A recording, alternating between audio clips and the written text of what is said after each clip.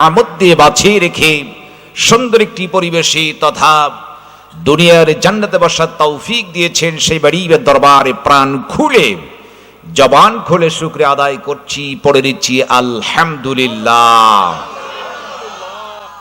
লাখ কোটি দরুদ ও সালাম বর্ষিত হোক বিশ্ব মানবতার মুক্তির দিশারি তামাম শিক্ষকের শিক্ষক, যিনি হচ্ছেন নির্যাতিত নিপীড়িত মানবতার বন্ধু সাইয়্যিদুল মুরসালিন খাতামুন নবীন, সর্বকালের সর্বযুগের শ্রেষ্ঠ ব্যক্তি, বিশ্ব নেতা। তিনি এমন একটি সময় পৃথিবীতে আগমন করেছিলেন যখন গোটা বিশ্ব আইয়ামে জাহিলিয়াত, অন্ধকারের যুগ বলা হতো। মানুষে মারামারি, কাটাকাটি, রাহাজানি, ব্যভিচার আর সন্ত্রাসিতে লিপ্ত ছিল। নারীদের কোনো ইজ্জত ছিল না। কন্যা সন্তান জন্মগ্রহণ করলে জীবিত কবর দেওয়া হতো। ঠিক তেমনি সময় বিশ্ব নেতা তিনি পৃথিবীতে আগমন করে পথ হারা মানুষের হাত ধরে সত্যের পথ দেখালেন। নির্যাতিতা নিপীড়িতা মা বোনদেরকে সম্মানের আসরে বসিয়ে দিলেন। সেই নবীর প্রতি ভক্তি ভরে মোহাব্বতের সহিত আমরা দরুদ প্রেরণ করছি, সকলেই পড়ে নিচ্ছি সাল্লাল্লাহু আলাইহি ওয়াসাল্লাম। আলোচনার সূচনাতেই আমি আপনাদের কাছে জানতে চাই যে রব, যে স্রষ্টা, যিনি হায়াতকে বৃদ্ধি করে সুন্দর একটি পরিবেশে আমাদেরকে আল্লাহর কালাম কোরআনুল কারীম থেকে আলোচনা শোনার তৌফিক এনায়েত করেছেন, আমরা বসতে পেরেছি, এজন্য সকলেই খুশি না বেজার? আর একটু জোরে বলতে, খুশি না বেজার? কোরআনুল কারীম মাহফিলে বসলে লস না লাভ? কম না বেশি লাভ? বেশি লাভ। শেষ পর্যন্ত থাকতে সকলে কি রাজি আছি? বলেন ইনশাআল্লাহ। আল্লাহ পাক তৌফিক দিন, সকলে বলুন আমিন। আমার ভাইরা, আমার এই কুড়িগ্রাম জেলার আবার মনে আছে সর্বপ্রথম নাগেশ্বরী দিয়ে আমার শুরু। সর্বপ্রথম আপনাদের নাগেশ্বরী উপজেলায় আমার পদার্পণ 2016 সাল। দিনটি আমার মনে আছে 16ই নভেম্বর। আপনাদের পাশেই রায়গঞ্জ বাজার সোনাইর খামার আলিম মাঠ ময়দানে আমি এসেছিলাম। তারপর থেকে নাগেশ্বরী একাধিকবার আমি এসেছি। আমি আজকে কোরআনুল কারীমের ছোট্ট একটি সূরাম সূরাতুল লাহাব তেলাওয়াত করেছি। এর উপরই সংক্ষেপে কিছু আলোচনা করব ইনশাআল্লাহ। তার আগে আমি বলতে চাই, আমি যে সূরাটি তেলাওয়াত করেছি এই সূরা নাজিল করেছেন কে? আরো জোরে বলেন কে? কোরআন হচ্ছে মানব রচিত কোনো কিতাব না, এটাকে নাজিল করেছেন কে? আল্লাহ। আজকে আপনাদের এই দারুল উলুম একাডেমি হযরত ফাতেমা রাদিয়াল্লাহু তাআলা আনহা মহিলা মাদ্রাসা যে শিক্ষা দেওয়া হচ্ছে, সেখানে শিক্ষা দেওয়া হয় কিসের শিক্ষা? আরো জোরে বলেন কিসের শিক্ষা? পৃথিবীর মধ্যে শ্রেষ্ঠ শিক্ষা হচ্ছে কোরআনের শিক্ষা। সুবহানাল্লাহ বলবেন না? অনেক জ্ঞান ডিগ্রি অর্জন করেন না কেন, বিভিন্ন সাবজেক্টে কলেজ ইউনিভার্সিটি লেখাপড়া করেন না কেন, আল্লাহর কাছে আপনাদের কোনো মর্যাদা নেই যতক্ষণ পর্যন্ত ওহীর জ্ঞান, কোরআনের জ্ঞান আপনার ভিতরে না থাকবে। তাহলে ওহীর জ্ঞান আগে, এরপর আপনি কলেজ ইউনিভার্সিটি লেখাপড়া করবেন, ইঞ্জিনিয়ার হবেন, ডাক্তার হবেন, ম্যাজিস্ট্রেট হবেন, উকিল হবেন, কোনো কিছু সমস্যা নেই। ভিত্তি হবে আল্লাহর কালাম কোরআন দিয়ে কথা বলা, ঠিক কিনা? এজন্য দরকার হচ্ছে কোরআন। এই মাদ্রাসাটিকে আল্লাহ পাক কিয়ামত পর্যন্ত কবুল করুন, সকলে বলুন আমিন। এই কোরআন এমন একটি কিতাব যেটা আল্লাহর পক্ষ থেকে নাজিল হলো জিবরিল মারফত আমার রাসূলের কাছে। দীর্ঘদিন ধরে খণ্ডিত আকারে বিভিন্ন বিষয়, বিভিন্ন প্রেক্ষাপট অনুযায়ী আল্লাহর কালাম কোথায় মক্কায়, কোথাও মদিনাতে অবতীর্ণ হলো। বিভিন্ন বিষয় নিয়েই কোরআনুল কারীম আল্লাহ পাক নাজিল করেছেন। আর সেই কোরআনুল কারীমকে আমার রাসূল জিবরিল যখন নাজিল করতেন, সেটাকে আয়ত্ত করার জন্য খুব চেষ্টা চালাতেন। কারণ রাসূল জানতেন যদি একটা হরফও বাদ পড়ে যায় সেটা আর কোথাও খুঁজে পাওয়া যাবে না। রাসূল খুব চেষ্টা করতেন, কিন্তু আল্লাহ রাব্বুল আলামিন রাসূলের এই তড়িঘড়ি দেখে আল্লাহর একটু মায়া লেগে যেত। আমার হাবিব খুব চেষ্টা করছেন, আপনি, আপনার মায়া দেখে আমার খুব কষ্ট লাগে, আপনি চেষ্টা দেখে। আল্লাহ রাব্বুল আলামিন বলেন, লা তুহার نحرك به لسانك لتعجل به জোরে বলুন আল্লাহু আকবার। নবীকে ডেকে বললেন, আমার নবী, আমার হাবিব, কোরআনুল কারীম মুখস্থ করার জন্য জিহ্বা খুব তড়িঘড়ি করার দরকার নাই, খুব পেরেশান হওয়ার কিছুই নাই। আপনি শুধু আপনার জিহ্বা সঞ্চালন করবেন, আর আমি আল্লাহ রব্বুল আলামিন মুখস্থ করিয়া দেওয়ার দায়িত্ব নিয়ে নিব। সুবহান। আপনি জিহ্বা সঞ্চালন করেন, মুখস্থ করে দেব আমি আল্লাহ। আল্লাহু আকবার। কোরআন হচ্ছে সহজ। আমরা মনে করেন যে কোরআন মনে হয় কঠিন। আমরা কোরআনকে কি মনে করি? কঠিন না। কোরআন তো আল্লাহ একদম সহজ করে দিয়েছেন, আমাদের কাছে কঠিন মনে হয় না। এই পৃথিবীতে যত ধর্মের লোকের কথা বলেন না কেন, বেদ বলেন, বাইবেল বলেন, গীতা বলেন, রামায়ণ বলেন, অথর্ববেদ বলেন, সামবেদ বলেন, যাই কিছু বলেন না কেন, একটা কিতাবের হাফেজ এই পৃথিবীতে আপনি খুঁজে পাবেন না। কথা ঠিক কিনা? কিন্তু আল্লাহর কালাম কোরআনের হাফেজ লক্ষ লক্ষ এই পৃথিবীতে আছে কি নাই, এবং আমাদের বাংলাদেশে আছে কি নাই। আল্লাহ পাক কোরআনকে তিনি সহজ করে দিয়েছেন। সুবহান।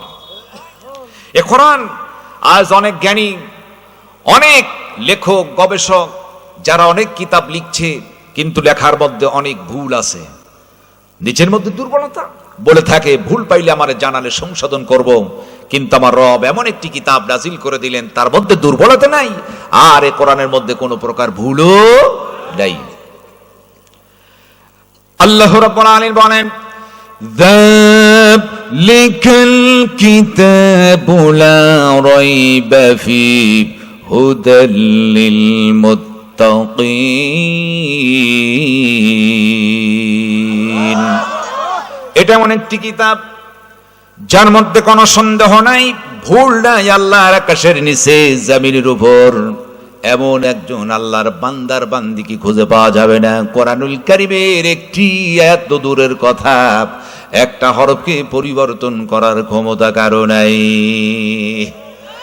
কথা আছে কিনা? এরপরেও এই পৃথিবীতে ইহুদির জাতিরা সূক্ষ্ম কায়দায় ষড়যন্ত্র করে পৃথিবী থেকে দ্বীনকে, ইসলামকে নির্বাপিত করার জন্য ষড়যন্ত্র করেছেন, বারবার করে কথা বলে ঠিক কিনা? কিন্তু যতই ষড়যন্ত্র করুক না কেন, কোন ষড়যন্ত্র কাজ আসবে না। ইচ্ছে করলে এক মুহূর্তে আল্লাহ পাক ধূলিসাৎ বাড়ায় দিতে পারে। কথা হয় ঠিক কিনা? আল্লাহর কাছে একদম ইজি, একদম ইজি। যতই বাহাদুরি দেখাও না কেন, আল্লাহর কাছে এক মুহূর্তে ধূলিসাৎ, চূর্ণ বিচূর্ণ ভেঙে চোরমার করে দেওয়ার ক্ষমতা আল্লাহর আছে কি নাই? আল্লাহর আছে। এই জন্য আল্লাহ রাব্বুল আলামিন বলেন, ইন্না নাহনু নাযালনা যিকরা ওয়া ইন্না লাহু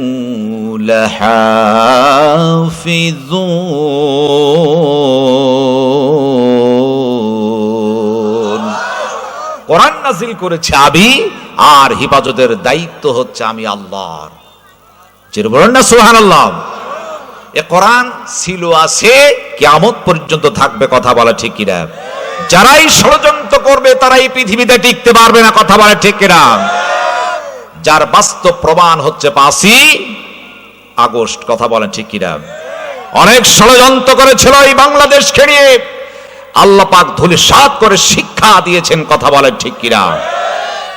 শিক্ষা গ্রহণ করতে হবে ফিরআউনের কাছে, শিক্ষা গ্রহণ করতে হবে নমরুদের কাছে। স্বৈরাচারী কায়দায় শাসন করেছিল, পানিতে ডুবাইয়া, দুর্বল মশা ঢুকাইয়া দুনিয়ার বুক থেকে তাদেরকে নিঃশেষ করে দিয়েছিলেন। কথা বলে ঠিক কিনা?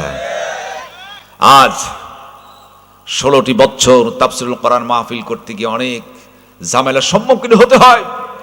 তাফসীরুল কোরআন মাহফিলে অনুমতি নেওয়ার প্রয়োজন হতো। কথা বলেন ঠিক কিনা? আজ আমাদের প্রধান উপদেষ্টা ডাক্তার ইউনূস সাহেব বলেছেন তাফসীর মাহফিলে কোনো অনুমতি লাগবে না। কথা বলেন ঠিক কিনা? কারণ তাফসীরুল কোরআন মাহফিলের অনুমতি দিয়েছেন স্বয়ং আমার আল্লাহ। কথা বলেন ঠিক কিনা? সেই সময় আবু জেহেল, উতবা, শাইবা, মুগিরাম তারা কোরআনুল কারীম বাধা দিতে 144 ধারা জারি করত। তারা দিয়েছিল বাধা। যখন রাসূল কোরআন পড়তেন, এটা বিশাল আকর্ষণীয় একটি কিতাব, এর মধ্যে আছে মুজিজা, এটা বিশাল আকর্ষণীয় কিতাব, এর মধ্যে আছে জাদু। সুবহানাল্লাহ। যখন কোরআন তেলাওয়াত হতো আবু জেহেল, উতবা, শাইবা, মুগীরা তারা শুনতেন, খুব ভালো লাগতো, কিন্তু মানতো না। তাই ঠিক তেমনি ভাবে আমরা দেখেছি আমাদের দেশে এক শ্রেণীর লোক বড় হুজুরের তাফসীর শুনতো, কিন্তু ওকে রাজাকার বলে গালি দিত। কথা ঠিক কিনা? শুনেছে, ভালো লেগেছে, কিন্তু মানে নাই, বরং উল্টা গালি দিয়েছে। আছে কি নাই? আবু জেহেল, উতবা, শাইবা, মুগীরা তারা কোরআন শুনেছে, রসুলকে জাদুকর বলেছে, রসুলকে পাগল বলেছে, মজনুব বলেছে। এরপর তার কণ্ঠে কোরআনও শুনেছে। এরপর ওরা বলল না, এভাবে কোরআন শুনলে সমস্ত আরবের লোক, মক্কার লোকেরা মোহাম্মদ বিন আব্দুল্লাহ দলে চলে যাবে, সুতরাং কোরআন এইভাবে শোনা যাবে না। আবু জেহেল বলল, কথা ঠিক, তোমরা আর কেউ শুনবে না। আবার রসুল যার কণ্ঠে কোরআন তেলাওয়াত হচ্ছে, কি মিষ্টি তেলাওয়াত, কারি সাহেবরা কোরআন তেলাওয়াত করলে মজা লাগে, আর রসুল স্বয়ং যার প্রতি কোরআন নাজিল হলো তার কণ্ঠে কোরআন তেলাওয়াত যে কি যে মজা, সুবহানাল্লাহ। আমার নবীজি কাবা ঘরের চত্বরে কোরআন তেলাওয়াত করছেন, মিষ্টি শুনে আবু জেহেল তিনি মনে মনে ভাবলেন, নিষেধ করেছি আমি, কেউ আসবে না, আজকে মজা করে প্রাণ ভরে কোরআন শুনবো। আবু জেহেল চলে গেল। আবার নবীজির পিছনে দাঁড়ানো আবু লাহাব চিন্তা করেছেন, নেতা আবু জেহেল নিষেধ করেছে, সে তো আর আসবে না, আমি যাই। উতবা, শাইবা যার যার মতো সকলেই চলে গেছি। রাত যখন গভীর হয়ে গেল, আবু জেহেল চিন্তা করলো, নিষেধ করেছি আমি, লোকেরা, জাতিরা যদি আমার প্রজারা জানতে পায় আমি কোরআন শুনছি, তাহলে তো ইজ্জত থাকবে না, বাড়িতে চলে যেতে হয়। আবু জেহেল দৌড় মরেছেন, কিন্তু রাস্তার মাঝে আবু লাহাবের সহিত দেখা। সুবহানাল্লাহ বলেন। কি ব্যাপার আবু লাহাব? বলে, নেতা আপনি কেন? এরপর দেখো উতবা, শাইবা সকলে হাজির। বলে, নেতা আপনি যে কাজে এসেছে আমরাও সেই কাজে এসেছি। আল্লাহু আকবার। এটা ছিল কোরআনের আকর্ষণ। কিসের আকর্ষণ? কোরআনের আকর্ষণ। কোরআনকে কখনো কেউ থামিয়ে রাখতে পারবে না। আবু জেহেল বলল, না, এভাবে হবে না, আমার পার্লামেন্ট আছে, সংসদ থেকে আইন করব, আগামীকাল থেকে জেনে কেউ কোরআন না শুনে মৌখিক বলে বলল লাভ হবে না। আবু জেহেল আইন পাশ করে দিল, আগামীকাল থেকে যে মোহাম্মদ বিন আব্দুল্লাহর কণ্ঠে কোরআন শুনবে তাকে পানিশমেন্ট দেওয়া হবে। সংসদ থেকে আইন চালু হলো, 144 ধারা জারি। আর কি কেউ কোরআন শুনতে পারে? যেহেতু আইন হয়ে গেছে। ঠিক তেমনি ভাবে আমাদের দেশে একটি পার্লামেন্ট আছে, সেখান থেকে যখন কোন আইন বাস্তবায়িত হয় সেইটা 100% কার্যকারিতা হয়। কথা বলে ঠিক কিনা? এই জন্য পার্লামেন্টে সৎ লোকগুলা যাওয়ার দরকার আছে কি নাই? যারা আইন তৈরি করে আলেমদেরকে ওখানে বসানোর দরকার আছে কি নাই? আসতে বলা, জোরে বল, দরকার আছে কি নাই? সময় মতো জবাব দিতে হবে। কথা বলে ঠিক কিনা? আল্লাহ পাক বললেন, আবু জাহিল তুমি যে কথা বলছো এটা আমার কাছে ভালো লাগলো না, কোরআনে মাহফিল, কোরআন শুনতে তুমি নিষেধ করছো। আল্লাহ রাব্বুল আলামিন পৃথিবীর মানুষকে সতর্ক করার জন্য আবু জেহেলের এই কথাটি রেকর্ড করে তিনি জানালেন, ওয়াকাব লাল্লাযীনা কাফারু লা তাসমাউ লিহাযাল কুরআনি ওয়ালগাউ ফীহি লাআল্লাকুম তাগলিবুন। আবু জেহেল বলল, লা তাসমাউ, শোনাই যাবে না। আল্লাহ নিষেধ করলেন, পৃথিবীর মানুষ আবু জেহেলের মতো কোরআন শুনতে নিষেধ করতে পারবে না। এরপরে যারা কোরআনুল কারীম মাহফিলে বাধা দেয়, 144 ধারা যারা 16টি বছর জারি করেছিল, কোরআনের ভাষায় বুঝতে পারলাম ওই জাতি কখনো মুসলমান হিসাবে দাবি করতে পারে না। আজ কোরআনুল কারীম মাহফিলে মাঝে মাঝে এখনো দেখছি বাধা হচ্ছে। তার কারণ হচ্ছে এক শ্রেণীর সেই স্বৈরাচারী কায়দার ঝুপটি বেড়ে বসে আছে, মাঝে মাঝে আলেম ওলামাদের প্রতি তারাও পায়তারা করতে কথা বলেন ঠিক কিনা? এখনো দেশ স্বাধীন হয় নাই, তারা গোপনে আছে, মাঝে মাঝে হামলা করছে বিভিন্ন কৌশলে। এই সমস্ত আবর্জনাকে বাংলাদেশ থেকে সরাতে হবে। কথা বলে ঠিক কিনা? যিনি হচ্ছেন মুসলমান, যিনি সুস্থ মস্তিষ্কের ব্যক্তি, পাগল নয় ব্যক্তি, কখনো কোরআনুল কারীম মাহফিলে বাধা দিতে পারবে না। কথা বলে ঠিক কিনা? এরপরেও যদি কেউ কোরআনুল কারীম মাহফিলে বাধা দেয়, 144 ধারা জারি করে বুঝতে হবে ওর শরীরের মধ্যে আবু জেহেলের রক্ত মিশ্রিত আছে। কথা বলে ঠিক কিনা? সুতরাং কোরআনুল কারীম মাহফিলের অনুমতি দিয়েছেন আমার আল্লাহ। কথা বলা ঠিক কিনা? কোরআন থেকে আলোচনা করব ইনশাআল্লাহ। আসুন আমি ছোট্ট একটি সূরা, সূরায়ে লাহাব। কোন সূরা তেলাওয়াত করেছি? সূরায়ে লাহাব। এই সূরায়ে লাহাব এটা 30 পারায়, 30 পারায় সূরায়ে লাহাব 111 নম্বর সূরা, সিরিয়াল নাম্বার 111। সূরা লাহাবের মধ্যে আয়াত আছে 5টি। কয়টি আয়াত আছে? 5টি আয়াত আছে। একটি আছে রুকু, আর এটি মক্কাতে অবতীর্ণ হয়েছে। কোথায় অবতীর্ণ হলো? মক্কাতে অবতীর্ণ হয়েছে সূরাতুল লাহাব। এখন মক্কার প্রাথমিক যুগে, ইসলামের প্রথম যুগে এই সূরাটি আসলো। এমন একটা প্রেক্ষাপটে এই সূরাতুল লাহাব নাজিল হয়ে গেল। আবার রাসূল যখন তিনি দিনে দাওয়াত দিতে চাচ্ছেন, দিন প্রসারের জন্য তিনি আস্তে আস্তে করে কৌশল করছেন। তিনি একদিন সাপা পাহাড়ের নিকটে এলেন, লাল পতাকা উড়ালেন, বা তিনি ডাকলেন। আবু লাহাব তার আপন চাচা, গ্রামের চাচা আবু জেহেল, উতবা, সাইবা, মুগিরা, সব নেতা যারা নেতৃত্ব স্থানীয়, যারা দেশের নেতৃত্ব দিত, সকলেই তারা চলে এলো সেই সাপা পাহাড়ের চূড়ায়। তারা সাপা পাহাড়ের পাদদেশে সকলে হাজির হয়ে গেল। তদানীন্তন কালে আরব দেশে 42 জন নেতা দ্বারা তারা দেশ পরিচালনা করতেন। তার মধ্যে প্রতিষ্ঠিত জাতি ছিল 3টি জাতি, ইহুদি, খ্রিস্টান এবং মুশরিক। এরা দেশ পরিচালনা করেছেন। ইহুদিদের যাদের মূল ব্যবসা ছিল হচ্ছে, এদের মূল ব্যবসা ছিল কি? ইহুদিদের মূল ব্যবসা ছিল হচ্ছে সুদের ব্যবসা। খ্রিস্টানের মূল ব্যবসা ছিল হচ্ছে, এদের ছিল হচ্ছে সুদের ব্যবসা। এরপর যারা ছিল মুশরিক, এদের ছিল মহিলার ব্যবসা। 3টি জাতি প্রতিষ্ঠিত ছিল। মুখাইলি, মারহাদ আর আবু জেহেল 3 জন নেতা দেশের নেতৃত্ব দিত। তারা সুদের কারবার করত, মদের ব্যবসা করত, আর নারীর ব্যবসা করেছে, যেটা হচ্ছে মানুষের জীবনটাকে ধ্বংস করে দেয়। কথা বলে ঠিক কিনা? আবু লাহাব, উতবা, সাইবা সব এসেছে। রাসূল একটু খাওয়ার আয়োজন করলেন, কারণ নবীজি জানেন এরা হচ্ছে খাওয়ায় পাগল। দেখবেন আমাদের দেশের কিছু রাজনৈতিক নেতা কর্মী আছে, খাওয়া দিলে কর্মীর অভাব নাই। কথা ঠিক কিনা? খাবার দিবেন না, ওরা নাই, ওরা স্বার্থের কাছে পাগল। আপনি টাকা দেবেন, মিছিল করবে, টাকা নাই, যাবে না। প্রকৃতপক্ষে যাদের মধ্যে দিন আছে, ইসলাম সাল্লাল্লাহর জমিনে যারা দিন প্রতিষ্ঠিত করতে চায়, তারা কখনো টাকার দিকে তাকায় না। কথা বলে ঠিক কিনা? বরং তারা আরো টাকা দেয়। কথা বলে ঠিক কিনা? রাসূল জানতেন এরা হচ্ছে টাকার পাগল, খাবার দিলে খুব খুশি। খাওয়ার আয়োজন করেছেন রাসূল। এরা সাফা পাহাড়ের নিকটে এলো, খাইলো তৃপ্তি সহকারে। নবীজি আর বলতেন, চাচা আবু লাহাব, খাওয়াটা কেমন হলো চাচা? বলে, ভাতই জারবো না, খুব চমৎকার খাওয়া হয়েছে, খুব খুশি হলাম, খাওয়াতে খুব খুশি হলো। সকলেই বললাম না, খুব খুশি। আবার নবীজি বলছেন, চাচা আমি একটা কথা বলতে চাচ্ছি। বলে, কি কথা? আমি যদি বলি এই সাপা পাহাড়ের অপোজিটে একদল শত্রু বাহিনী অস্ত্রসহ অপেক্ষা করছেন, যে কোনো সময় তোমাদের প্রতি আক্রমণ করে তোমাদেরকে হত্যা করতে পারে, বলো তো চাচা এটা কি তোমার বিশ্বাস হবে?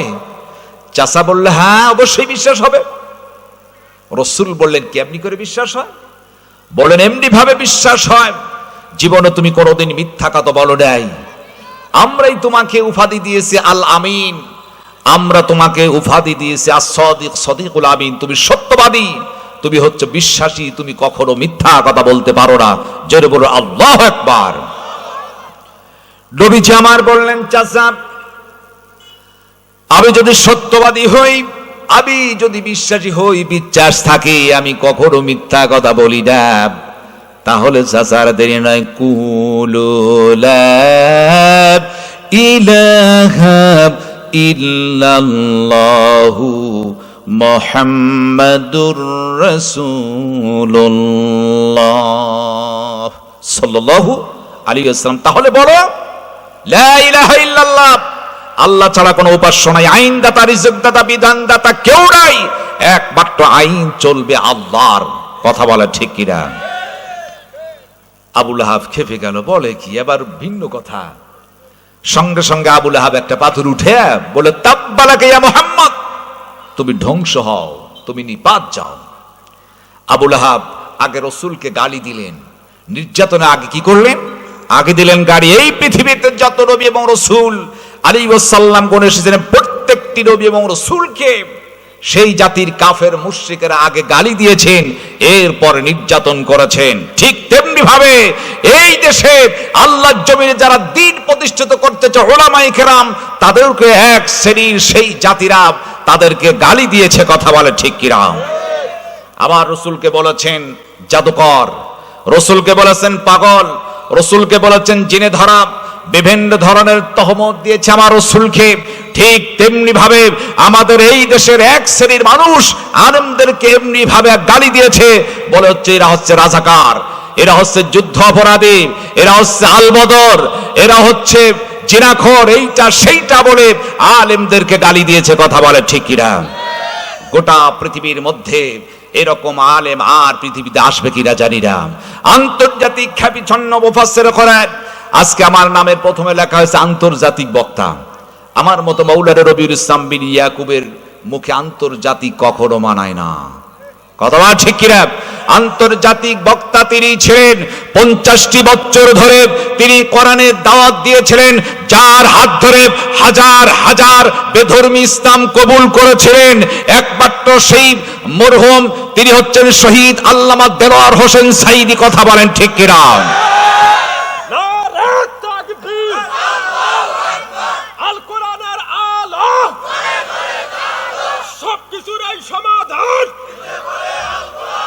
আমার ভাইরা, সাঈদী সাহেবকে ঠিক এইভাবে গালি দেওয়া হলো, তিনি যুদ্ধ অপরাধী, তিনি হচ্ছেন, তাকে বলা হলো তিনি ধর্মদ্রোহী, তাকে বলা হলো জিনাখোর, বিভিন্ন ধরনের তহমত দেওয়া হয়েছে কি হয় নাই?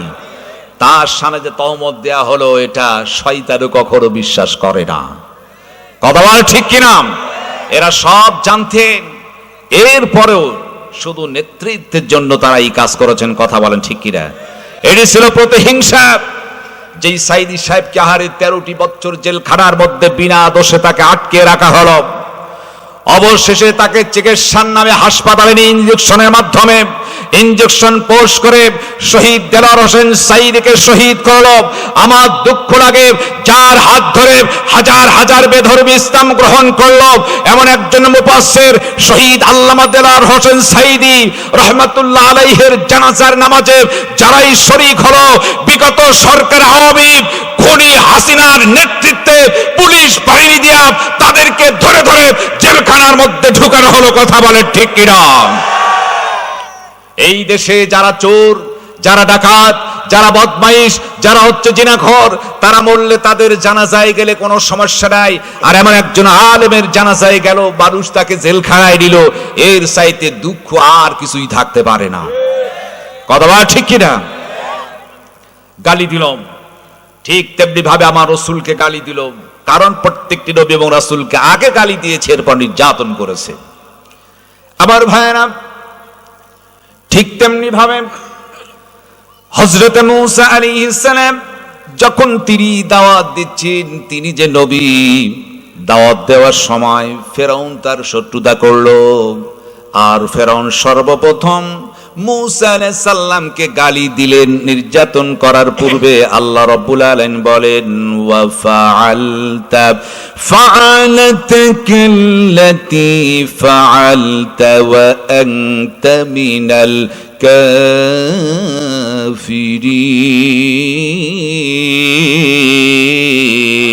কাফিরিন। ফেরাউন বলল, হে মুসা, তুমি তো যা করার তা তো করেই ফেলেছ, তুমি একজন অকৃতজ্ঞ, তুমি একজন কাফির। মুসাকে কাফির বলে গালি দিল, ফেরাউনকে গালি দিল, ফেরাউন গালি দিল তুমি একজন অকৃতজ্ঞ, তুমি একজন কাফের। একটাই দোষ, মুসা আলাইহিস সালাম একবার তো আল্লাহর দাওয়াত দিল, আর এই কথাটি ফেরাউনের মানতে ভালো লাগলো না, কারণ ফেরাউন নিজেকে রব হিসাবে দাবি করেছিল। কথা বলেন ঠিক কিনা? শুধু এটা বলেই ক্ষান্ত হলো না, ফেরাউন মুসা আলাইহিস সালামকে আবারও তিনি গালি দিলেন, আনা খায়রুম মিন যাল্লাযী হুয়া মাহিনু ওয়া লা ইয়াকাদু ইউবিন।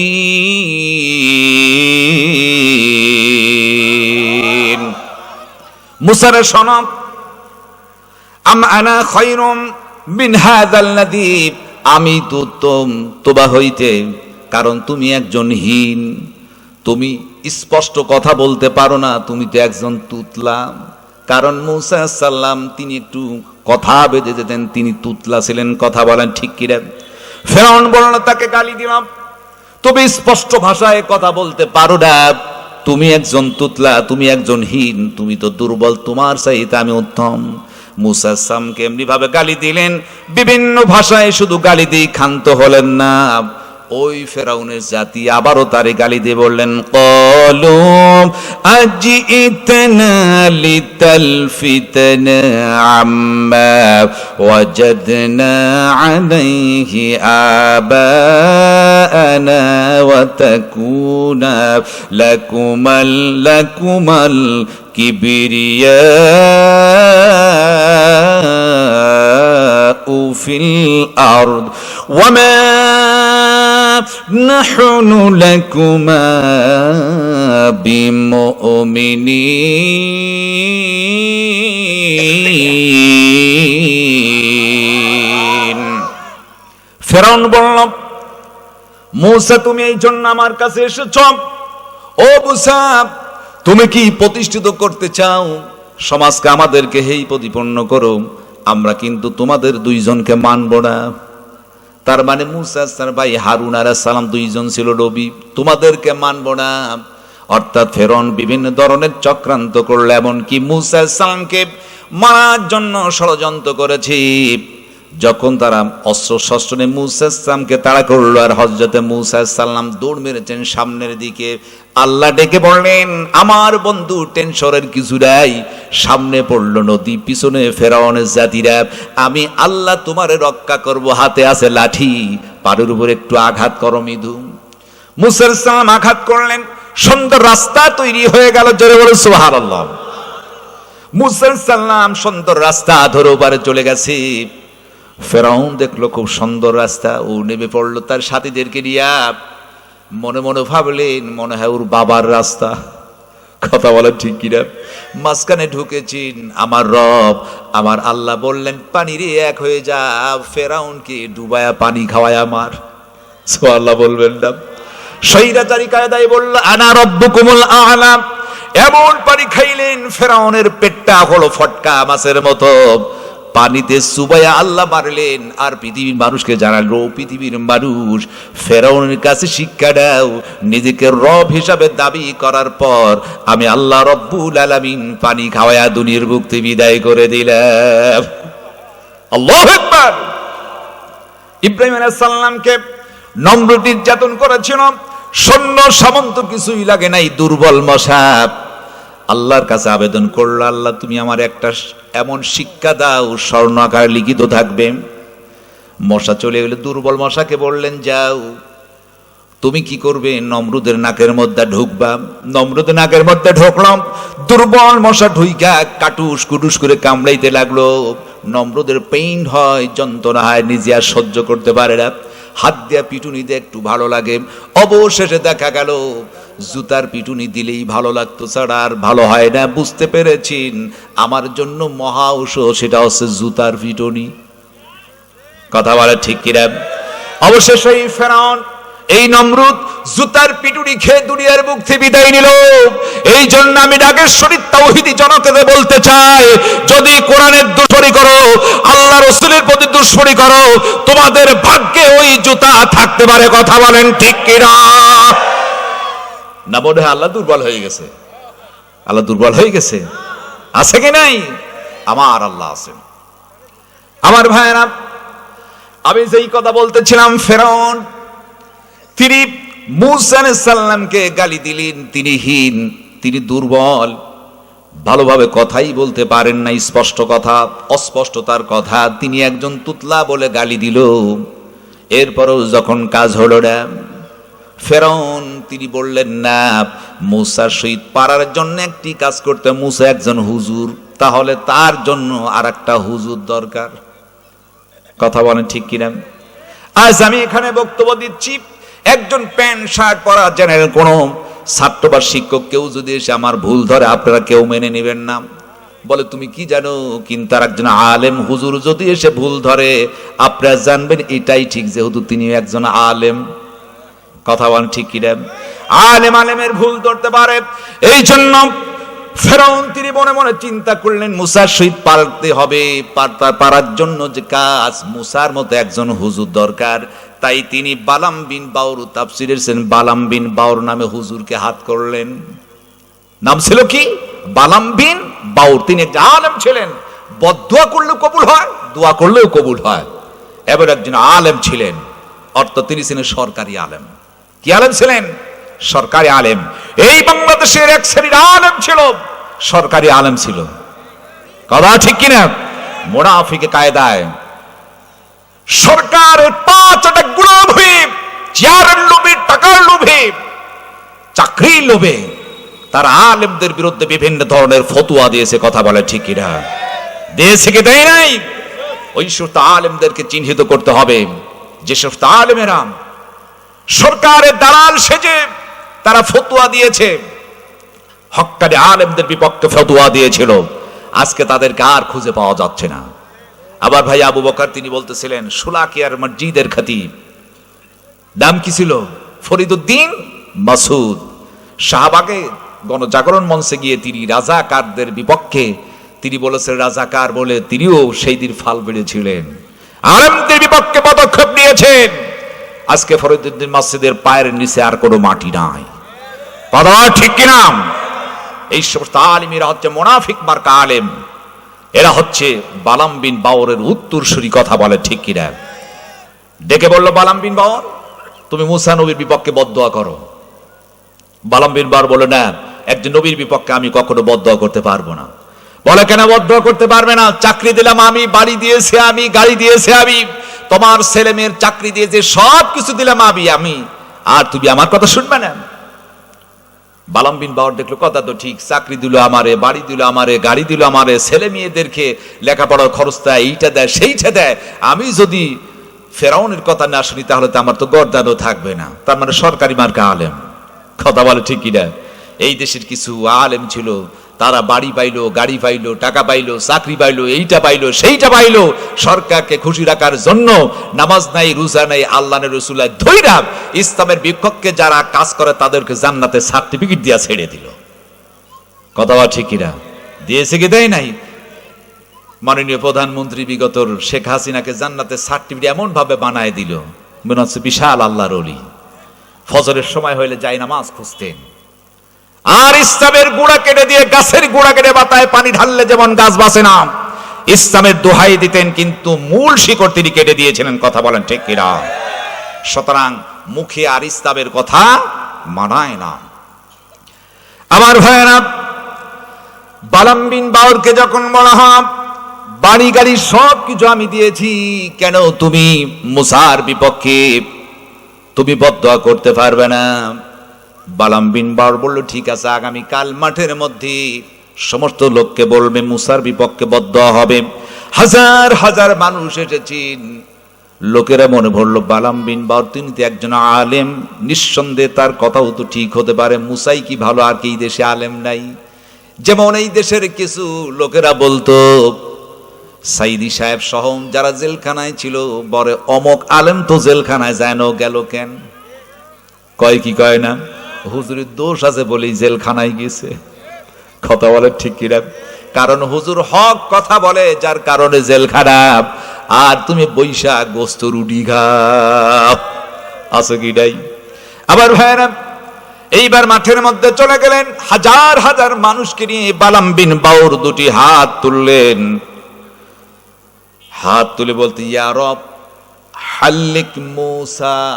যখনই বলেছেন হাল্লিক মুসা, হাল্লিক বলতে গিয়া জিহ্বা উপর তালুতে লাগে। যখনই বললেন হাল্লিক মুসা, আমার রব, আমার আল্লাহ জিহ্বার টান দিয়ে বালাম বিন বাউরের জিহ্বাটা বুকের সহিত লাগায় দিল। জোরে বলুন আল্লাহু আকবার। আমার নবীর বিপক্ষে তুমি বদদুয়া করবে, তোমার জিহ্বাটা আমি বুকের সহিত লটকায় দিলাম। বালাম বিন বাউরা আর উচ্চারণ করতে পারলো না।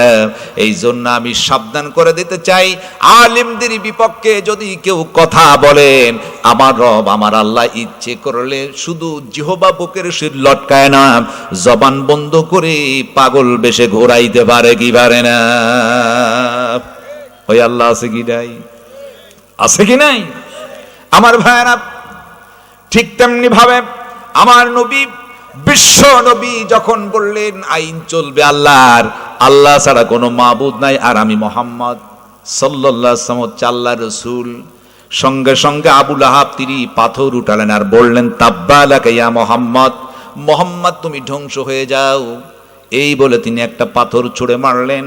পাথর এসে আমার নবীজির সুন্দর চেহারার কপালে লেগে গেল। নবীজির কপাল কেটে দরদর করে পানি রক্তগুলো পড়ে যায়। নবীকে যখন পাথর মেরেছেন, সঙ্গে সঙ্গে তার গ্রামের চাচা আবু জেহেল তিনি দাঁড়ালেন, একটা পাথর উঠাইলেন। পাশে উতবা সাইবা তারাও সকলে পাথর উঠালো, এখনো বাড়ে নাই। নবীজির একজন সাহাবী নবমুসলিম, 2 দিন বয়স, কেবলমাত্র ইসলাম কবুল করেছে। 2 দিন আগে নাম ছিল তার আবুল হালাম। সাহাবী নবীর সামনে তিনি দাঁড়ায় গেলেন, নাম আমি আবুল হালাম, 2 দিন পূর্বে ইসলাম কবুল করেছি। আমার জীবন থাকতে আল্লাহর নবীর গায়ে দ্বিতীয় আর পাথরে আঘাত লাগতে দেয়া যাবে না। জোরে বল সুবহানাল্লাহ। কি মোহাম্মত, কি প্রেম ভালোবাসা! 2 দিনে রাসূলকে তিনি ভালোবেসেছেন। আল্লাহু আকবার। আল্লাহ রাব্বুল আলামিন বলেন, কুল ইন কুনতুম তুহিব্বুনাল্লাহা ফাত্তাবিউনি ইউহিব্বুকুমুল্লাহ ওয়া ইয়াগফির লাকুম যুনুবাকুম আল্লাহু গফুরুর রহিম।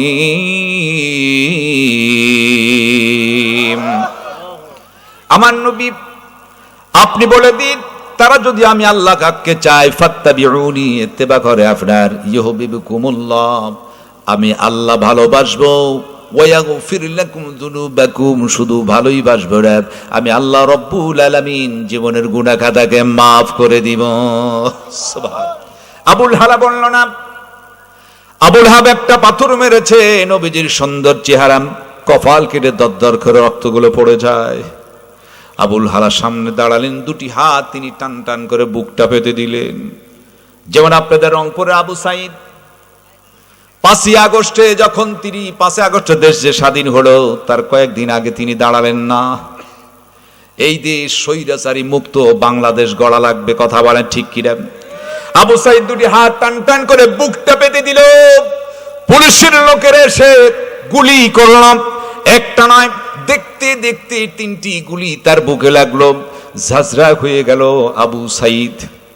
রংপুরের আবু সাইদ তিনি ঢলে পড়লেন জমিনে। আবার ভাইরা, এই পৃথিবীতে শহীদের রক্ত যত বেশি ঝরবে, তত ইসলামের পতাকা উড্ডীমান হবে তাড়াতাড়ি, কথা বলেন ঠিক কিনা? আবু সাইদের রক্ত ঝরলো, যার কারণে দেখা গেল 5 তারিখে বাংলাদেশ স্বাধীন হলো, কথা বলেন ঠিক কিনা? আমার ভাইরা, এই যে আপনাদের দেশের যেই সমস্ত বড় বড় বিল্ডিং গুলা আছে, দেখবেন বিল্ডিং গুলা তৈরি করতে গিয়া প্রথমে ইটগুলাকে পুড়িয়া জামা তৈরি করতে হলো, এরপর ভেঙে ভেঙে টুকরো টুকরো হলো, ইটগুলাকে মাটির নিচে গেল, এরপর সুন্দর একটা বিল্ডিং তৈরি হয়ে গেল, কথা বলে ঠিক কিনা? যেমন ইটকে ভেঙে ভেঙে টুকরো টুকরো হয়ে মাটির নিচে যেতে হয়েছে, এরপর সুন্দর একটা বিল্ডিং উপহার দেয়া যেমন সম্ভব, আল্লাহ জমিনে আমাদের এই বাংলাদেশে দিন প্রতিষ্ঠিত হবে যখন বেশি বেশি দেখবেন মুসলমানরা শহীদ হয়ে লাশ হয়ে গেল, জমিনে রক্ত ঝরল, শহীদের রক্ত এই বাংলাদেশে যত ঝরবে তত তাড়াতাড়ি বাংলাদেশে কালেমার পতাকা উড্ডীমান হয়ে যাবে, কথা ঠিক কিনা?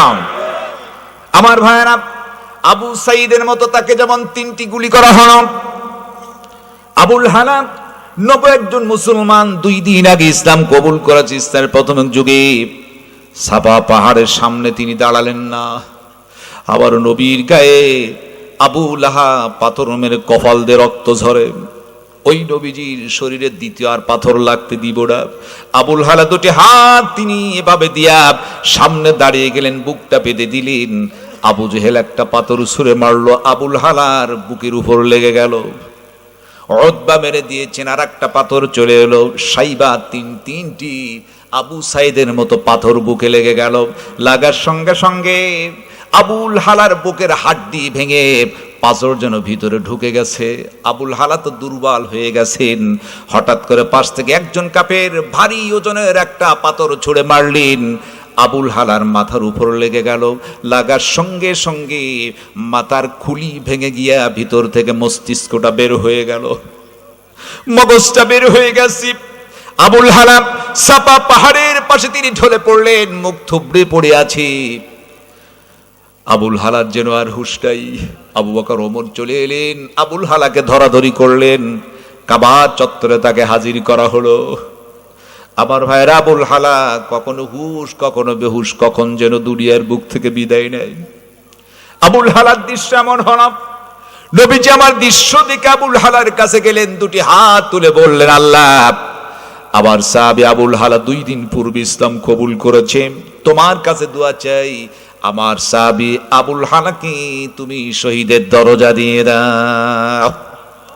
কারণ আল্লাহ রাব্বুল আলামিন বলেন, ওয়ালা তাকুলু লিমান ইউকতালু ফি সাবিলিল্লাহি আমওয়াত বাল আহইয়াউ ওয়ালাকিন লা তাশউরুন। যারা আল্লাহর রাস্তায় নিহত হয় তাদেরকে তোমরা মরা বলো না, বাল আহইয়া, বরং তারা হচ্ছে জিন্দা, তারা তো কখনো মরে না। কথা বলেন ঠিক কিনা? শহীদের দরজা এমন একটি শহীদের দরজা, মরতে দেরি আল্লাহ জান্নাত পাইতে দেরি দেয়। আর শহীদের মৃত্যুর যন্ত্রণা এমন সিমটি কাটার চাইতে বেশি নাই। জোরে বলো সুবহানাল্লাহ। আমার নবীজি দোয়া করছেন, আমার সাহাবী আবুল হালা, তাকে তুমি শহীদের দরজা দাও। আবুল হালার কানের মধ্যে আওয়াজটা ঢুকে গেল, কথা পর্যন্ত বলতে পারছেন, আওয়াজ খুবই দুর্বল। নবীজিকে একটু ইশারা করলেন, নবীজি দৌড়ায় ছেড়ে এলো। আবার ভাইরা তাফসীরের মধ্যে লিখেছেন, নবীজি আমার কানটা আবুল হালার মুখের সহিত লাগিয়ে দিলেন। দেখলেন আবুল হালা বিড়বিড় করে বলেন, ও রাসূল, 2 দিন পূর্বে আমি ইসলাম কবুল করেছি, ইসলাম বলতে কিছুই বুঝতাম না। আল্লাহ রাসূল কিছুই বুঝতে এমন কোন অন্যায় নাই আমি আবুল হালা করি নাই। আপনার খেদমতে এলাম, সমস্ত অপকর্মকে ছেড়ে দিয়ে লাত মানত উজ্জা হবল উর্দুম্বা খাম্বা সবগুলাকে লাথি মেরে ফেলে দিয়া ইসলাম আমি কবুল করেছি। হুজুর, চাইলাম বাকি জীবনটি আপনার খেদমত করে আমার জীবনটা কাটায় দিব, কিন্তু হুজুর আমি দেখনি আপনি আমার জন্য দোয়া করছেন শহীদের জন্য। হুজুর, আমার মনে হয় আমি আর বেঁচে থাকবো না, কারণ এই মুহূর্তে আমার নাকে জান্নাতের সুঘ্রাণ ভেসে এসেছে। ইয়া রাসূলুল্লাহ, শুধু তাই নয়, জান্নাতের সুঘ্রাণ তো আমি আবুল হালার নাকে পেয়ে যাই। হুজুর, আমি দেখতে পাই জান্নাতের নাজ নিয়ামত আমার রব, আমার আল্লাহ রব্বুল আলামিন আমার সামনে তুলে ধরেছেন। ইয়া রাসূলুল্লাহ, কখন যেন দুনিয়ার বুক থেকে আমি বিদায় নেই। ইয়া রাসূলুল্লাহ, আপনি আমার জন্য দোয়া করেন, আমার রব আমার আল্লাহ যেন আমাকে এমন একটা জান্নাত দেয়, যেই জান্নাতের মধ্যে বসে হুজুর আমি যেন আপনার খেদমতটুকু করতে পারি। সুবহান। ইয়া রাসূলুল্লাহ, এমন জান্নাত চাই যেই জান্নাতে বসলে আপনাকে পাওয়া যাবে সর্বজ্ঞ আপনার খেদমত করতে চাই। নবী আমার 2টি হাত তুলে বললেন, আল্লাহ, আমার সাহাবী আবুল হালা দ্বীন ইসলাম কবুল করলো, বাকি জীবনটুকু আমার সহিত কাটাতে চাইল, কিন্তু শুধুমাত্র 2 দিন হলো ইসলাম কবুল করা, তুমি তাকে শহীদ হিসাবে কবুল করেছ। আমার সাহাবী আবুল হালাকে তুমি এমন একটা জান্নাত দাও যেই জান্নাতে আমি নবীর সহিত সর্বদা সাক্ষাৎ হয়ে যাবে। জোরে বলো সুবহানাল্লাহ। আমার ভাইরা, এই যে আবুল হালা, তিনি বলেছেন, রাসূল আমি এমন কোনো অপরাধ করি নাই, কারণ আমি দেবদেবীর পূজা করতাম, লাত মানত উজ্জা হবল উদ্দুম্বা খাম্বা সবকিছু মেনেছি। মূর্তি পূজায় লিপ্ত ছিলাম, কারণ সেই সময় লোকেরা মূর্তি পূজায় লিপ্ত ছিল। ঠিক তেমনি ভাবে আমরা দেখলাম বিগত 16টি বছর গোটা বাংলাদেশে মূর্তি পরিপূর্ণ হয়েছিল। কথা বলেন ঠিক কিনা? আসতে বলুন না ঠিক কিনা? আমরা বারবার করে বলেছিলাম মূর্তি তৈরি করা হারাম, এটা কখনো থাকতে পারে না। আমাদের কথা তারা আমলে নেয় নাই। কথা বলা ঠিক কিনা? 16টি বছর ধরে কোরআন হাদিস দিয়ে আমরা বক্তব্য দিয়ে কোনো কাজ করতে পারি নাই। 5 তারিখে দেশ যখন স্বাধীন হলো তখন সময় লাগলো না, 1 ঘন্টার মধ্যে গোটা বাংলাদেশ থেকে সমস্ত মূর্তি ভেঙে চুরমার হয়ে গেল। কথা বলেন ঠিক কিনা? আবার ভাইরা, আমার রাসূল যখন যাকে তাড়িয়ে দেওয়া হলো মক্কা থেকে চলে গেলেন মদিনায়, রাসূল এলেন মদিনা থেকে, আবার এসেছেন তিনি মক্কায়। সর্বশেষ হুজুর যেদিন এসেছেন মক্কায় আসার পর, কারণ তাকে আসতে দিবে না, শর্ত সাপেক্ষে রাসূল এলেন। সেই শর্তের মধ্যে কিছু শর্ত দেয়া ছিল, শর্তের মধ্যে বলা হলো, আচ্ছা সেই শর্তের মধ্যে বলা হলো যে শোনো, শর্ত হচ্ছে আগামী বছর মক্কাতে আসবে, কিন্তু শর্ত হচ্ছে বেশি সংখ্যক লোক সাথে আনা যাবে না, কোনো অস্ত্র কাছে থাকবে না, 3 দিনের বেশি থাকবে না, বিভিন্ন ধরনের শর্ত দেয়া হলো। এরপর বলা হলো মদিনার কোনো লোক আসলে মক্কায় আসলে আবার মদিনায় ফেরত দেবের কোনো গ্যারান্টি নেই আমাদের ইচ্ছা, কিন্তু মক্কার লোকেরা মদিনায় গেলে তাকে ফেরত দিতে হবে। বিভিন্ন শর্তের সাপেক্ষে যখন শর্ত দেয়া হলো, আমার ভাইরা কেউ উঠবেন না, অল্প সময়ের মধ্যে শেষ হবে। আকর্ষণীয় কথা কিন্তু এখনো হয় নাই, আমি শানে নুজুল বলতেছিলাম, মূল কথা আমার সামনে আছে। এই জন্য শর্ত সাপেক্ষে আমার রাসূল কি করলেন, তিনি শর্ত সাপেক্ষে তিনি সিগনেচার করার জন্য, ওই দিকে ছিল আবু সুফিয়ান, রাসূল হযরত আলীকে বললে তুমি সিগনেচার করে দাও। যখন সিগনেচার করা হলো, লেখা হলো মুহাম্মদ বিন আব্দুল্লাহ।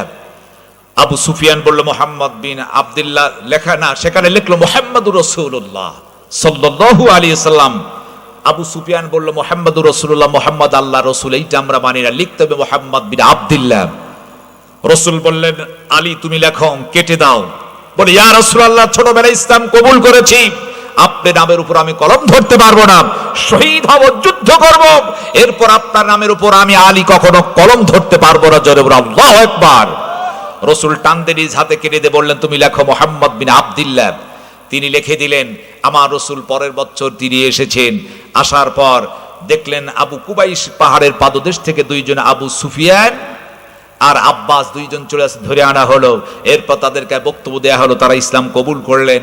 নবী আমার বললেন চাচা, একজন ডাইনে একজন বামে। রাসূলের সাথে তখন ছিল 10,000 সাহাবী। রমজান মাস 10 দিন ধরে ট্রেনিং দিয়ে 17,000 সাহাবীর মধ্যে বেশি 10,000 সাহাবী অস্ত্রের ট্রেনিং দিয়ে তিনি এসেছেন, মক্কা বিজয় হবে। আজকে এসেছেন তিনি মাকাম ইব্রাহিমের সামনে গিয়ে তলোয়ার উঁচু করে বললেন মুহাম্মদ বিন আব্দুল্লাহ, এই মুহূর্তে ঘোষণা করছি মক্কার লোকেরা শুনে রাখো, তকদিরে যদি ঈমান থাকে ইসলাম কবুল করবে, ইসলাম যদি কবুল না করে আমার তলোয়ারের সামনে কচু কাটার মতো কেটে টুকরো টুকরো করব। রাসূল একটা ভাষণ দিলেন, সেই দিন দেখালো সঙ্গে সঙ্গে জোহরের নামাজের আগেই 4,000 বেধর্মী মুশরিক তারা ইসলাম কবুল করলেন। জোরে বলুন সুবহানাল্লাহ। 14,000 এইবার সাহাবীদের হুজুরে সে কাবা ঘরের দরজা খুললেন, শুধু মূর্তি আর মূর্তি। ডেকে বললেন চাচা এত মূর্তি কেন? বলে মূর্তি এজন্য আমরা আল্লাহ রাসূল বলতে কিছুই বুঝি নাই, ইসলাম বুঝি নাই, কি করতে হবে? রাসূল বললেন সমস্ত মূর্তি ভেঙে চুরমার করে দিতে হবে। আমি এসেছে মূর্তি গড়তে না মূর্তি ভাঙতে। আমার নবীজি বললেন সমস্ত মূর্তি ভেঙে দাও, আর বলো ওয়াকুল জাআল হক ওয়া যাহাকাল বাতিল ইদ্দাল বাতিল কানা যাহুকা, হক এসেছে, সত্য এসেছে, বাতিল দুর্ভেদ হয়ে গেছে। জোরে বলো আল্লাহু আকবার। সেই দিন সমস্ত মূর্তি ভেঙে তছনছ করে দেওয়া হলো। যখন আমার রাসূল মূর্তি ভাঙলেন, ডেকে বললেন মক্কা বিজয় হবে, আজকে মক্কা বিজয়ের আজান দিবে কে? আমার একমাত্র সাহাবী, তিনি হচ্ছেন আর কেউ নয়, হাবশী গোলাম হযরত বিলাল। ভাঙ্গা ভাঙ্গা কণ্ঠে আজকে মক্কা বিজয়ের আজান দিবে, এই আজানের মাধ্যমে মক্কা বিজয় হয়ে যাবে। জোরে বলো আল্লাহু আকবার। হযরত বেলাল দৌড় দিয়ে কাবা ঘরের ছাদের উপর উঠলো, ডেকে বলি ইয়া রাসূলুল্লাহ, লোকেরা কেবলাকে সামনে নিয়ে আজান দেয়, আমি সেই কেবলার ছাদের উপর উঠছি, আমি ডান দিকে বাম দিকে সামনে না পিছনে কোন দিক তাকায় আজান দিব? ইয়া রাসূলুল্লাহ আমারে বলেন না, আসলে সে আজান দিবে কোন দিক জানার দরকার আছে কি নাই? দরকার আছে কি নাই? তিনি উঠেছে ছাদের উপরে, আজান দিবেন কোন দিক দিয়ে তিনি এটা বলতেছেন। সেই দিন বিলাল যখন আজান দিলেন ভাঙ্গা ভাঙ্গা কণ্ঠে আল্লাহু আকবার আল্লাহু আকবার, চারটি আজানের ধ্বনি যখন আসলো, হেরেম শরীফের মাঝখানে 9 কিলো কাফের মুশরিকদের সমস্ত বাড়িঘর ভেঙে চুরমার হয়ে গেল। জোরে বলে আল্লাহু আকবার। আমি সেই কথা বলতে চাচ্ছিলাম, আমার রাসূল যখন সমস্ত মূর্তিগুলো ভেঙে চুরমার করে দিল, ঠিক এমন সময় রাসূল বলেছেন, আমি বুঝতে পেরেছি মক্কা বিজয়ের সুঘ্রাণ আমার নাকে এসেছে। মক্কাটা বিজয় হবে কোরআন হাদিস দিয়ে, এই মক্কা পরিচালিত হবে। ঠিক 5 তারিখে যখন সমস্ত মূর্তি ভেঙে চুরমার করে দেওয়া হলো, সেই দিন থেকে আমরা আলেম ওলামারা বুঝতে পেরেছি আগামীর বাংলাদেশ আলেম ওলামাদের বাংলাদেশ, আগামীর পার্লামেন্ট কোরআন হাদিসের পার্লামেন্ট, কোরআন হাদিস দিয়ে আলেম ওলামারা দেশ শাসন করবে। কথা বলেন ঠিক কিনা? আপনারা চান কি চান না? আপনারা চান কি চান না? তবে এক শ্রেণীর লোক আছে, তারা চাই না কোরআন দিয়ে যদি রাষ্ট্র পরিচালনা হয়, এর মধ্য দিয়ে দুর্নীতি চাঁদাবাজরা সব ধরা পড়ে যাবে। কথা বলেন ঠিক কিনা? আমার ভাইয়েরা, আমি শেষের দিকে নিয়ে যাচ্ছি। এই যে কথা বলতেছিলাম শানে নুজুলের কথা, কারণ এই পৃথিবীতে কারো বাড়িতে যদি আগুন লেগে যায়, দেখবেন আগুন নিবানোর জন্য জিনিস লাগে 2টি। কয়টি জিনিস? 1 নাম্বার লাগবে পানি, আর 2 নাম্বার হচ্ছে বেলে মাটি। মাটি যদি ছিটানো যায় আর পানি দিলে আগুন কিন্তু নিভে যায়। কথা বলা ঠিক কিনা? আপনাদের নাগেশ্বরী শহরের মধ্যে আগুন লেগেছে, লোকেরা চিৎকার মেরে বলেছে আগুন লেগে তো বাড়ি পুড়ে শেষ হয়ে যাচ্ছে, যার কাছে যা আছে তাই একটু সাহায্য করো। যাচ্ছিলেন একজন বুড়ি মহিলা, তার কাকলে ছিল লাকড়ি বা খড়ি, কি বলে এলাকার খড়ি বলে, নিয়ে যাচ্ছেন। মনে মনে ভাবলো, হারে বেচাটা বাড়ি পুড়ে শেষ, যার কাছে যা আছে তাই নিয়ে সাহায্য কথা বললো, তাহলে আমার খড়িটা একটু আগুনে দেই, যদি একটু উপকার হয়। বলেন তো, খড়ি দিলে আগুন নিভে না জ্বলে? খড়িগুলা দিল, আগুন আরো জ্বললো। বাড়িওয়ালাতে চিৎকার মেরে বাড়ি ঘর পুড়ে শেষ, যার কাছে যা আছে তাই নিয়ে সাহায্য করো। যাচ্ছিল শ্বশুর জামাই বাড়িতে লে বাদ্যশোক দিয়ে, ও ভাবলো বুড়ি যদি খড়ি দিতে পারে, আমার লে বাদ্যশোক দিতে সমস্যা কি? আগুনের উপর লেপ আত্মশোক ছেড়ে দিল, মনে হয় আগুন এবার নিভে গেল। আগুন কি হলো? আরো দাউ দাউ করে জ্বলেছে। বাড়িওয়ালা চিৎকারে বলল, বাড়ি ঘর পুড়ে শেষ, যার কাছে যা আছে তাই নিয়ে সাহায্য করো। আপনার এলাকার একজন দোকানদার জারকিন ভর্তি কিরোসিনি তেল নিয়ে যাচ্ছে, ও ভাবলো বুড়ি যদি খড়ি দেয়, শ্বশুর যদি জামাই বাড়ির লেপ আত্মশোক দেয়, আমার কিরোসিনি তেল উপরে ঢালতে কিসের সমস্যা? ও কিরোসিনি তেল ঢেলে দিল, আগুন মনে হয় নিবে, একদম পারি হয়ে গেল।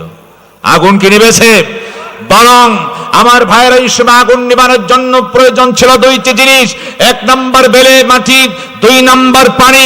কিন্তু বেলে মাটিও দেয় নাই, পানি দেয় নাই, ল্যাব দিয়ে, তোষক দিয়ে, কেরোসিন তেল দিয়ে মন গড়া আইন করে যেমন আগুন নিভাইতে পারে নাই, ঠিক আল্লাহর জমিন থেকে সন্ত্রাস মুক্ত বাংলাদেশ পর্দা যদি করতে চাই, সন্ত্রাস মুক্ত বাংলাদেশ যদি করতে চাই, আমরা যদি কোরআনের রাষ্ট্র করতে চাই, তাহলে র‍্যাব দিয়ে, পুলিশ দিয়ে, কুবরা দিয়ে, আর্মি দিয়ে, বিডিআর দিয়ে কখনো সন্ত্রাস মুক্ত বাংলাদেশ গড়া যাবে না। নিজের মন গড়া আইন দিয়ে কখনো সন্ত্রাস মুক্ত বাংলাদেশ গড়া যায় না। সন্ত্রাস মুক্ত বাংলাদেশ যদি গড়তে হয়, 1 নাম্বার লাগবে হচ্ছে সৎ লোকের শাসন, 2 নাম্বার লাগবে কোরআনের আইন। কথা বলেন ঠিক কিনা? এই 2টি জিনিস যদি থাকে, পার্লামেন্টে কোরআন এসে যায়, কি আওয়ামী লীগকে, বিএনপিকে, জাতীয়কে, চরমোনাইকে, ফুরফুরার বরিদ, কারোর জন্য কোনো সমস্যাই শান্তিতে পরিপূর্ণ হয়ে যাবে। কথা বলেন ঠিক কিনা? এই জন্য আমার ভাইয়েরা, আমি আপনাদেরকে বলবো, ওই যে বলেছে আজান দিবে, আমি অবশ্যই বলবো। এখন আবুল হালাম তিনি শহীদ হয়ে গেছেন, আমার রাসূলকে পাথর মেরেছেন কে? আবুল আহাব। সঙ্গে সঙ্গে আল্লাহ পাক আয়াত নাজিল করে, তাব্বাত ইয়াদা আবি লাহাবি ওয়া তাব, ধ্বংস হয়ে যাক আবুল আহাবের 2 হাত। পাথর মারলো 1 হাত, আল্লাহ ধ্বংসের কথা বলেন কয় হাত? 2 হাত। তাহলে মারলো 1 হাত, ওই বাম হাত কি অন্যায় করলো? তার কারণ হচ্ছে ডান হাতে যখন পাথর মেরেছিল, বাম হাতটা একটু সাপোর্টিং দিয়েছিল। আমার ভাইরা, ঠিক আল্লাহর জমিনে দ্বীন প্রতিষ্ঠার জন্য এক শ্রেণীর মানুষ স্লোগান দেয়, অপর দিক থেকে তার উপর বুলেটের গুলি দিয়ে ঝাঁঝরা করে দিল। আর এক শ্রেণীর লোক তাকায় তাকায় দেখলো, প্রতিবাদ করলো না। আল্লাহ বলল, যারা বুলেটের গুলি দিয়ে ঝাঁঝরা করেছে ইসলাম আন্দোলনের কর্মীদেরকে, তারাও যেমন যারা গুলি করেছে তারাও জাহান্নামী, যারা তাকায় তাকায় দেখেছে প্রতিবাদ করে নাই তারাও জাহান্নামী। কথা বলে ঠিক কিনা? এই জন্য আল্লাহ বলেছেন, তাব্বাত ইয়াদা আবি লাহাবি ওয়া তাব, 2 হাত আবুল আহাবের ধ্বংস হোক। আবুল আহাবের 2 হাত ধ্বংস হয়েছে কি হয় নাই? আবু লাহাবের 2 হাত ধ্বংস হয়েছে। এই সূরা লাহাবের মধ্যে 2টি সতর্কের জন্য আল্লাহ কোরআন নাজিল করেছেন। এক, আবু লাহাব তার অপকর্মের জন্য আল্লাহ তার যে শাস্তি দিল, এমন ভাবে মৃত্যু হলো, এত গায়ে জ্বর, করোনার মতো মানুষ কেউ তার গায়ে হাত দিলে 3 দিন উত্তপ্ত থাকতেন, সে মারা যেতেন, মানুষে ভয় করে গায়ে হাত দেয় নাই।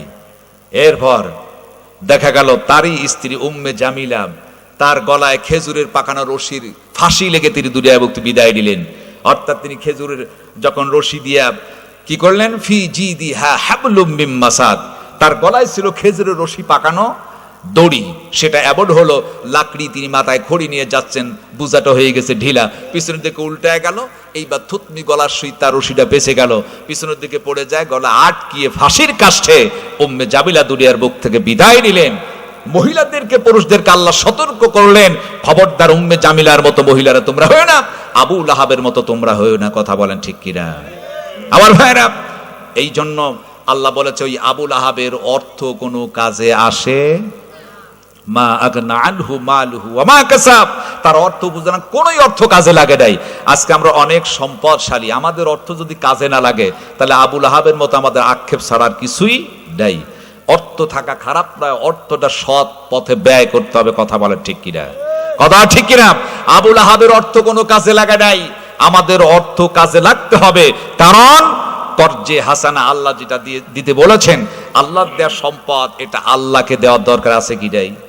আছে কি নেই আমার ভাইরা? আমার ভাইরা, এই যে আপনাদের মাদ্রাসা, এই মাদ্রাসাটি মহিলা যে মাদ্রাসা, দারুল উলুম একাডেমি, হযরত ফাতেমা রাদিয়াল্লাহু তাআলা আনহা মহিলা মাদ্রাসা, এখানে শিক্ষা দেয়া হয় কিসের শিক্ষা? কোরআনের শিক্ষা, শ্রেষ্ঠ কিতাবের শিক্ষা। এই মাদ্রাসাকে প্রতিষ্ঠিত যদি রাখতে পারি, আমাদের কি দুনিয়ার বুকে প্রসব করেছিল, কত মা সন্তান প্রসব করতে গিয়ে দুনিয়ার বুক থেকে বিদায় নিল। যেই মা নিজের সন্তান কি শীতের দিন যাতে কষ্টটা হয়, নিজে ভিজা জায়গায় থাকলো, আমাদেরকে শুকনো জায়গায় রাখলো, মা তো ভুলে যাবে, বাবা ভুলে যাবে, ভাই চিনবে না। সেই সময় এমন অবস্থা সৃষ্টি হবে, আল্লাহর কাছে লোকেরা চলে আসবে বান্দার বান্দি, কেউ যখন নেকি দিল না, কারণ আল্লাহকে বলেছে, আল্লাহ একটা নেকির কারণে জাহান্নামে দিবা, আমার মা আছে, বাবা আছে, বন্ধু আছে, তাদের কাছ থেকে একটা নেকি আনি আল্লাহ সুযোগ দিবে। কেউ যখন তারে দিবে না, আল্লাহর দরবারে এসে আফসোস করে তখন বলবে, ইয়াকুলু ইয়া লাইতানি কদ্দামতু লি হায়াতি, আয় আল্লাহ, আমার এই জীবনের জন্য যদি পূর্বেই কিছু প্রেরণ করতাম, বেশি বেশি দান করতাম, নামাজ পড়তাম, রোজা রাখতাম, হজ করছিল হজ করতাম, যাকাত দিতাম, তাহলে একটা নাকি কমতি হতো না।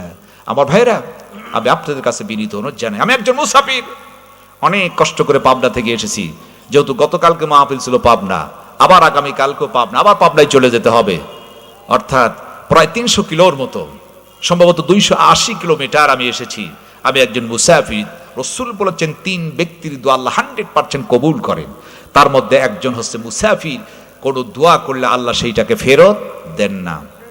আমি মুসাফির, আমি আপনাদেরকে বলবো, এখানে যারা আছেন প্রত্যেক ব্যক্তির কাছে আমার দাবি থাকবে, কোরআনকে যদি ভালোবাসেন, আল্লাহ এবং তার রাসূলকে যদি ভালোবাসেন, কিয়ামতের যদি মুক্তি চান, তাহলে আমাদের কি এই মাদ্রাসাকে ভালোবাসার দরকার আছে কি নাই? আমি আপনাদেরকে বলবো, এই মাদ্রাসাটি কিয়ামত পর প্রতিষ্ঠিত থাক, সকলেই চাই কি চাই না? কে কি চান? দুটি হাত তুলে আল্লাহরে দেখান। লিল্লাহি তাকবীর।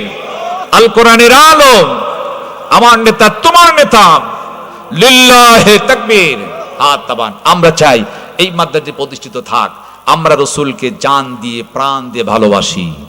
কথা আছে কিনা? ভালোবাসি কি বাসি না? আমার রাসূল হচ্ছে মডেল, তিনি হচ্ছে ঈমান। আমার রাসূল সন্তান, তার সম্পদের চাইতে রাসূলকে বেশি ভালোবাসতে হবে। আমি একটু পরীক্ষা করতে, আসলে আমরা রাসূলকে, ইসলামকে, দ্বীনকে ভালোবাসি কিনা। আমি যদি একটা পরীক্ষা দিই, আপনার পরীক্ষায় পাস হতে পারবেন তো? বলে ইনশাআল্লাহ। আমরা কি সকলে রাসূলকে ভালোবাসি? সকলে ভালোবাসেন তো? নাকি মনে ভালোবাসেন না? যে রাসূলকে ভালোবাসবে না, সে কখনো ঈমানদার হিসাবে দাবি করতে পারবে না। কথা ঠিক কিনা? রাসূল ছাড়া নাজাত তারও হবে না। তার রাসূলকে যদি ভালোবাসতে চান, এই মুহূর্তে একটা পরীক্ষা হয়ে যাক, কর্তৃপক্ষের কাছে বলবে একটা চাকু আর একটা বাটি দিব, শরীর কেটে রক্ত দিতে হবে। পারবে সবাই? এন বলে, হুজুর এটা কথা হলো, আমার গা কেটে দিব, এটা কথা হলো? আরে মিয়া, সাহাবায়ে কিরাম নিজের জীবন পর্যন্ত উৎসর্গ করে দিয়েছেন। কথা বলে ঠিক কিরাম? দ্বীনের স্বার্থে। আমি কি পারি আপনাদের শরীর কেটে রক্ত দেওয়ার কথা বললে তো পেপার পত্রিকায় চলে যাবে, খুনি হুজুর। আমি এটা করব না।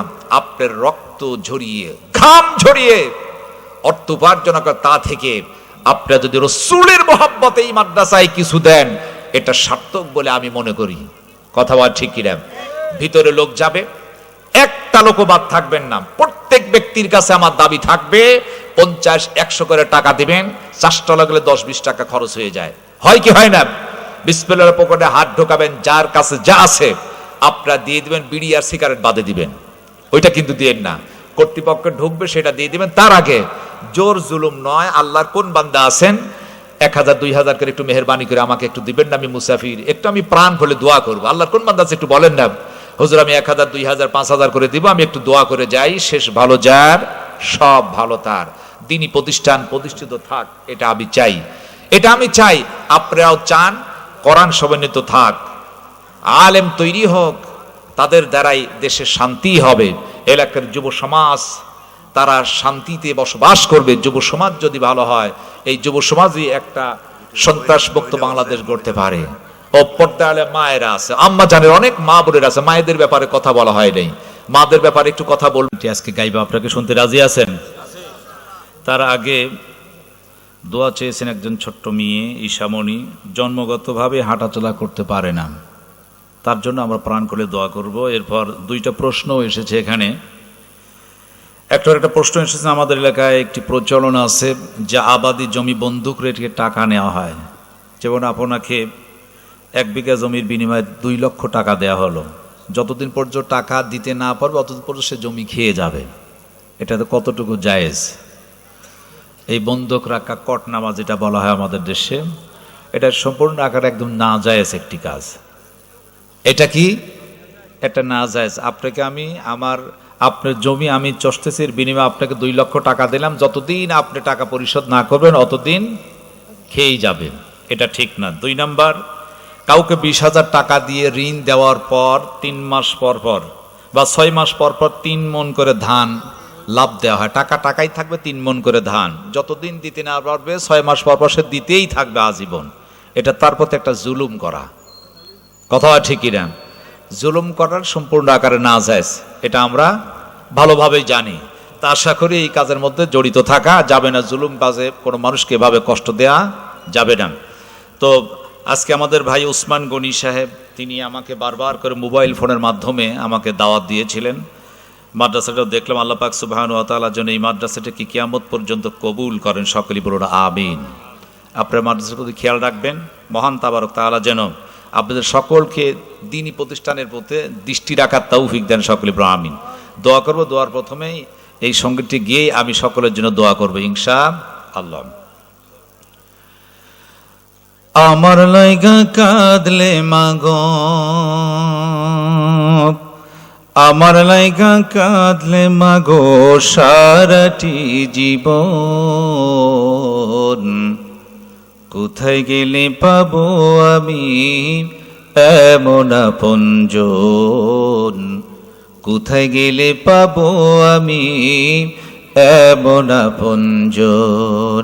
আমার লাইগা কাঁদলে মাগো, আমার লাইগা কাঁদলে মাগো সারাটি জীবন, কোথায় গেলে পাবো আমি এমন আপনজন, কোথায় গেলে পাবো আমি এমন আপনজন।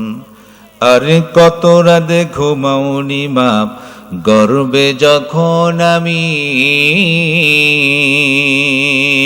কত কষ্ট সইছে মাগো জানি অন্তর্যামী।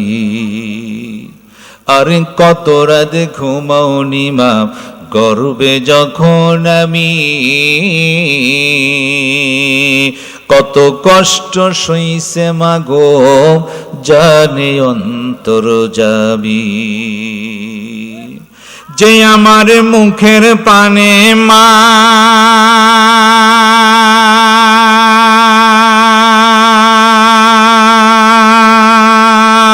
প্রিয় মা,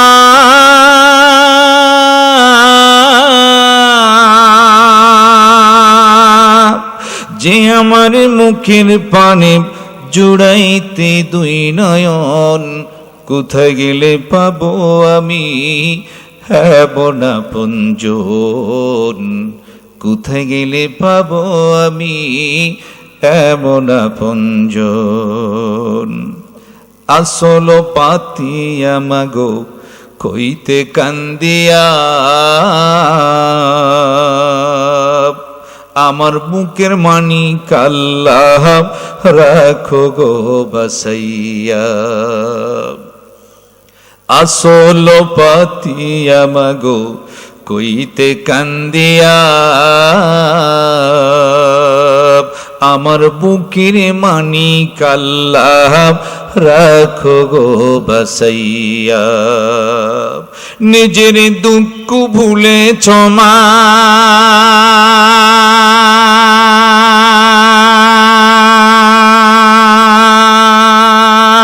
প্রিয় মা,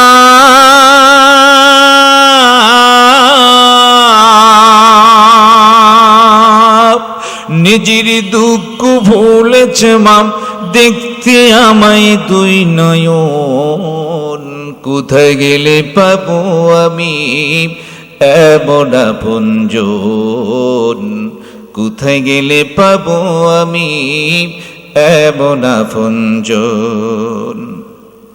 বুকের মানিক যখন দূর দেশেতে রয়, যাই নামাজ বিছাইয়া হায়রে কান্দে আমার মা। বুকের মানিক যখন দূর দেশেতে রয়, যাই নামাজ বিছাইয়া হায়রে কান্দে আমার মা। চোখের পানি ছাইড়া কান্দে মা,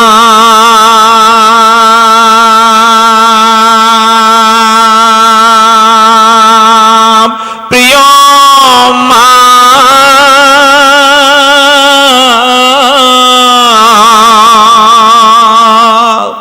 চোখের পানি ছাইড়া কান্দে, কোথায় আমার বুকের ধন, কোথায় গেলে পাবো আমি এমন আপনজন, কোথায় গেলে পাবো আমি এমন আপনজন।